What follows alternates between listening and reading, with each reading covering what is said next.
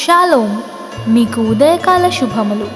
అనుదిన వాక్య ధ్యానం డైలీ బ్రెత్కు మీకు స్వాగతం. Praise the lord.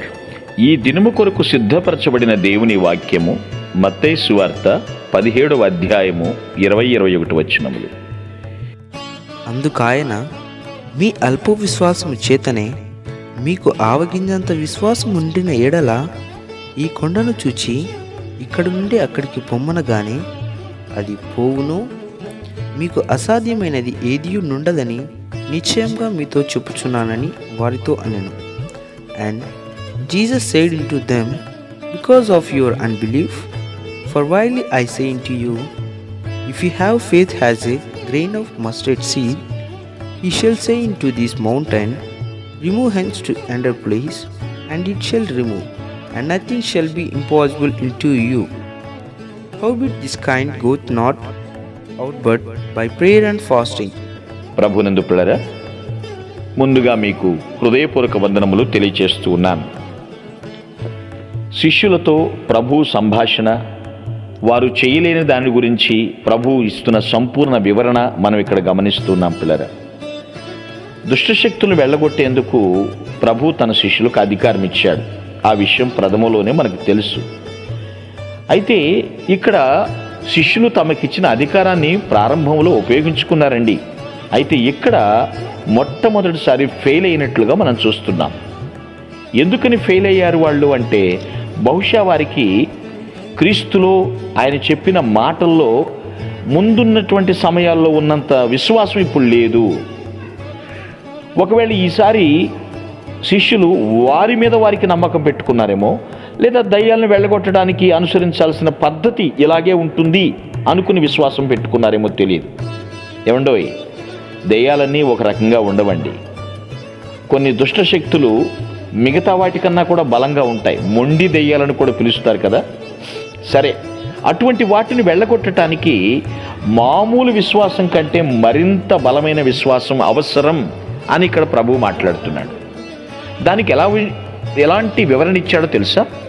ఆవగింజంత విశ్వాసం ఉండిన ఎడల, మనకు తెలుసు ఆవగింజ చిన్నది అని, కానీ జెరూసలేములో ఆవగింజలు ఇంకా చిన్నగా ఉంటాయి అని విన్నాను.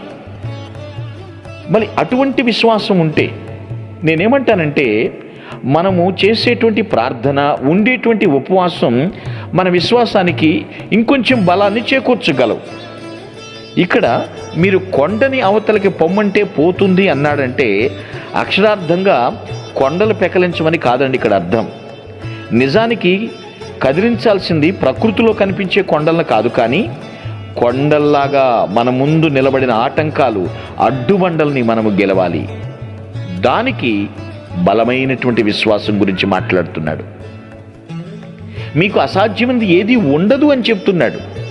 బలమైన విశ్వాసం ఉండాలి. ప్రభువు మాట్లాడుతూ సెలవిచ్చాడు కదా, సైన్యములకు అధిపత్యకు యెహోవా అన్నగు నాకు అసాధ్యమైనది ఏదైనా ఉన్నదా అని ప్రశ్నించాడు కూడా అండి. అసాధ్యాలను సుసాధ్యాలు చేయగలడండి దేవుడు. క్రీస్తులో విశ్వాసం బలంగా ఉంటే ఎటువంటి జటిలమైన సమస్యలైనా మన ముందు తల వంచాల్సిందే కదా. ఒక్కొక్కసారి విశ్వాసం బీట్ల వారుతూ ఉంటుందండి. అంటే పగుళ్ళు వచ్చేస్తూ ఉంటాయి. ఎందుకునో మీకు అర్థమవుతుంది.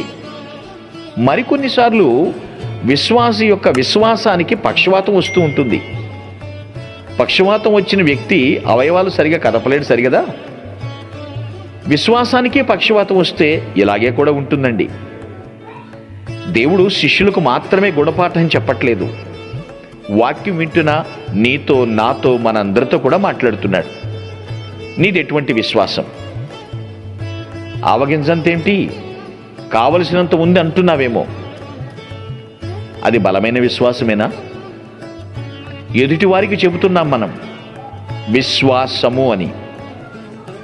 మొదటి అక్షరం రెండో అక్షరం తప్పిస్తే మధ్యలో ఉన్న 2 అక్షరములు శ్వాస. మనం పీల్చే శ్వాస, మనము ప్రతి క్షణము ప్రభునందు విశ్వాసం ఉంచాలి. ఎస్, మన breath faith in the Lord అయి ఉండాలి. బలమైన విశ్వాసం. ప్రార్థించు, ఉపవసించు, నీ విశ్వాసాన్ని బలపరుచుకో. కొండల బండల్లాంటి సమస్యలేమిటి, నీ ముందు ఎటువంటి క్లిష్టతరమైన సమస్యలున్నా సరే అవలీలగా జయించగలుగుతావని దేవుని వాక్యం మనకి హెచ్చరిక చేస్తోంది. అభయం కూడా ఇస్తోంది దేవుని వాక్యం. ప్రభువు మాట్లాడుతున్న మాటను గ్రహిస్తున్నావా? నేను విశ్వాసిని అని చెప్పటం కాదు, అది క్రియల్లో చూపించు. క్రియలు లేని విశ్వాసం మృతం ఎలాగో విశ్వాసం లేని క్రియలు కూడా మృతమే, చనిపోయిన వాటితో సమానం. కాబట్టి నేను చేసేయగలను, ఇదంతా నాకు అర్థం కాకుండా నా దేవుని బట్టి నేను సాధిస్తాను. నా దేవునికి అసాధ్యమైనది ఏదీ లేదు.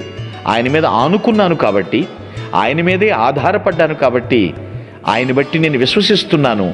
ఈ కార్యమును అవలేలగా సాధించగలననేటువంటి విశ్వాసము కలిగి మునుముందు ఆధ్యాత్మిక జీవితంలో కొనసాగిపోవుదువుగాక. మీ ఆమేన్. కొరకు ప్రార్థించుటకు మేమెల్లప్పుడూ సిద్ధం. Praise the lord. ప్రభు నామమున మీ అందరికీ వందనములు. ఈ మా సందేశముల ద్వారా మీరు ఆశీర్వదింపబడినట్లయితే మీ తోటి వారికి షేర్ చేసి దేవుని రాజ్య సువార్తలో మీరు కూడా పాలుభాగస్తులు కావాలని ఆశిస్తున్నాం. మొదటిసారిగా ఈ ఛానల్ను చూస్తున్నట్లయితే మా ఛానల్ను సబ్స్క్రైబ్ చేయండి. వీడియోలు నోటిఫికేషన్ రూపంలో పొందుటకు బెల్ బటన్ని ప్రెస్ చేయండి. God bless you.